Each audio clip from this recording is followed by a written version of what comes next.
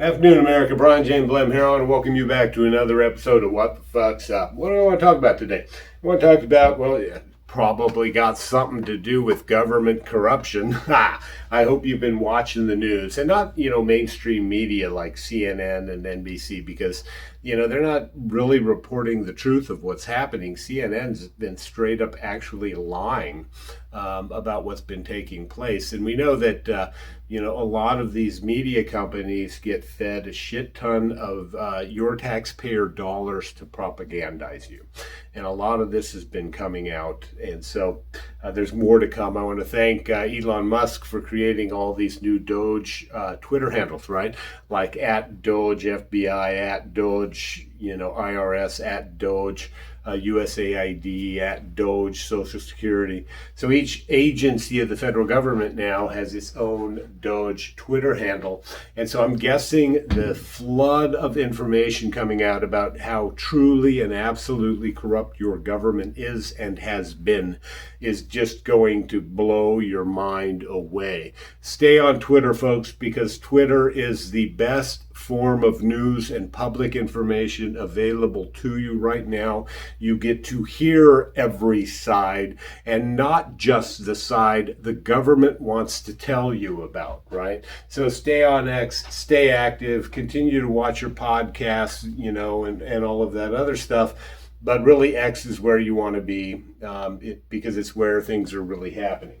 And so what do I want to talk about today? The federal government, right? Those of you that have followed me know that I like to sort of divide things up and separate things. The founding fathers, when they were creating the United States of America, were looking at history, right? And this big concept of power, right? Power, government power over the people. And they said, how do we get control of this big, obscene-looking concept of power so that it does not become tyrannical, so that it is responsive to the will of the people, as opposed to the will of the people forcibly being responsive to the whims of these dictators and bureaucrats who work for them in pushing laws out and mandates and things of that nature. So one of the first things they did was they separated out powers. You have a legislative power, the power to make rules, to make law. You have an executive power, the power to, of course, put those laws into effect and to enforce the laws of the United States of America as passed by Congress, the legislative branch. And of course, the power to resolve disputes, the power to look at the laws passed by Congress or their execution by the executive branch of government to determine whether or not they are doing so constitutionally, whether they're governing in accordance with the Constitution of the United States of America. And so they then, divided power. They said, feds, you get some of these powers right here that are specifically identified in Article 1, Section 8 of the United States Constitution. There are other parties in Article 1, Section 10, or powers in Article 1, Section 10, that Congress is very specifically denied, as well as Article 1, Section 9, which I believe talks about states and what they cannot do. And so any power not delegated to the federal government then, or precluded to the states, is then reserved to the states and the people respectively, right? And so they thought, this would be a really good way to sort of carve up power to make a system of government that promotes liberty while at the same time promoting the well-being of everyone within the country, right? And so, you look at the powers given to the federal government, they created a large free trade zone and they protect it through the war-making powers, the power to raise a navy and a standing army and things of that nature. So the concept of power was so divided and separated, but they didn't stop there, right? What did they do? They created a system of what are known as checks and balances. And for lack of a better term, these checks and balances are sort of powers that give one branch the power to fuck with another branch, right? And to keep it in check and to keep it in line. And one of the powers that has not been exercised, or one of the checks and balances that Congress has not been exercising, is the power of the legislature to exercise oversight over the executive branch of government. When was the last time the legislative branch of government actually exercised true public oversight over the executive branch of government? When's the last time? Who knows when the last time was, because what we are seeing now being revealed by those in charge of the executive branch of government itself is just astounding, right? And so you got to take a long, hard look at your members of Congress, at your members of Congress, to include your representatives in the House and your your senators in the Senate. For example, if you go all the way up north to Alaska, you got Lisa Murkowski. Lisa Murkowski was a member of the House of Representatives elected in 1999. Her daddy, then a senator, U.S. senator, for the state of Alaska, decided to quit his Senate seat and run for governor of the state of Alaska. And of course, Murkowski was appointed to Daddy's Senate seat. And she's been stuck in this institution ever since that period in time. When Donald Trump comes to the fore, she became very rabidly anti-Donald Trump. She is opposed to what is taking place currently, with a flood of information coming out about your corrupt executive branch of federal government. One thing they need to look at, and I'm sure they are doing that.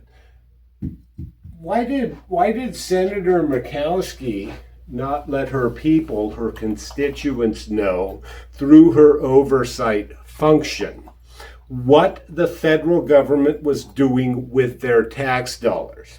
Did Lisa Murkowski know of all the fraud taking place in the United States federal government or not? If she didn't know, well, then that explains why she didn't tell her voters and her constituents what was actually taking place. If she didn't know, however, that means she has not been doing her job. And so what's been taking place, folks?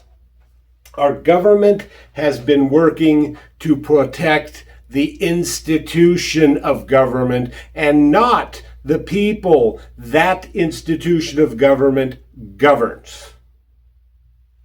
They have created a straight up dictatorship. And Susan Spalding, those of you who watch my show know I like to talk about Susan Spalding.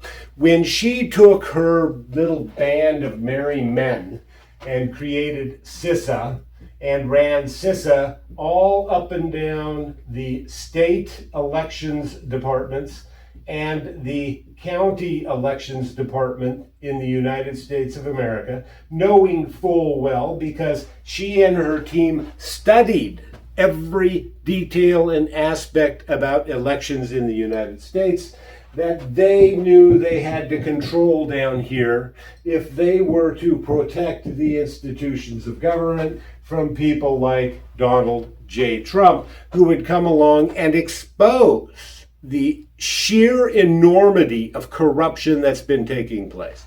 Susan Spalding then took her clown show through the entire judicial branch of government, from all the way from the U.S. Supreme Court down to the city of Mesa, where she says, we have to protect what? Not the American people, right? Not the American people. It's not about anymore protecting the American people. It's about protecting these institutions.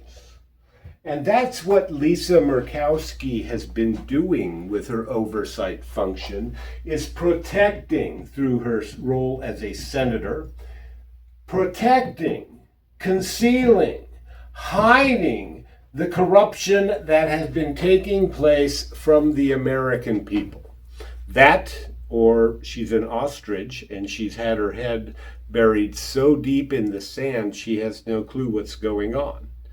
America, you need to start digging into your senators. You need to start digging into your representatives. Find out how long they have been members of Congress, and then look at how much wealth they themselves have created during that period of time. right? It's really surprising to me that Oscar Cortez, whatever her name is, and that Ilhan Omar are now both individually worth over $20 million, right? They come into Congress with nothing. They become millionaires. And how does that happen? We need to start digging into each individual member of Congress, in both the House of Representatives and the Senate, and we need to find out where they are getting all of this money from and what role they are playing in corrupting or protecting the corrupted institutions of federal government so that you, the people, don't know what's going on. But it's over, folks. The cat is out of the bag. And they cannot stop the avalanche that is about to happen.